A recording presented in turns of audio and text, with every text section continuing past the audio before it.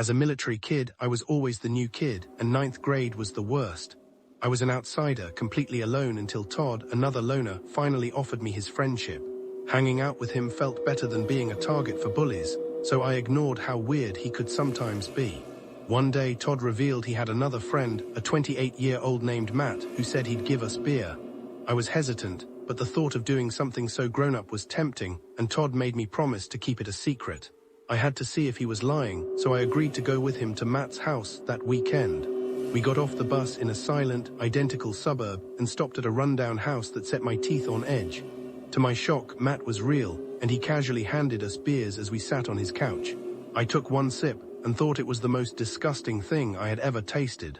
I couldn't drink anymore, but Todd got this strange, disappointed look and kept pushing me to try again. Suddenly, Matt's voice boomed from upstairs, calling Todd up for help, and suddenly I was all alone in that creepy living room. A deep dread washed over me, and I knew I had to get out of there. I told Todd I was leaving because the beer made me feel sick, but he actually begged me to stay. I ignored him and practically ran from that house, my heart pounding as I navigated the bus system all the way back home. I couldn't shake the feeling that something terribly wrong was happening back there. The moment I saw my dad, I broke down and told him everything about Matt and the house.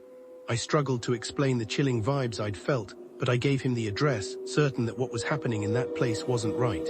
He listened intently, his face turning grim as I spoke. We drove to a pay phone, called the police, then parked down the street to watch. I saw the cops knock, then peer through the curtains before rushing around back screaming. Todd never came back to school, and I knew Matt was going to jail for a long, long time for what he did in that house.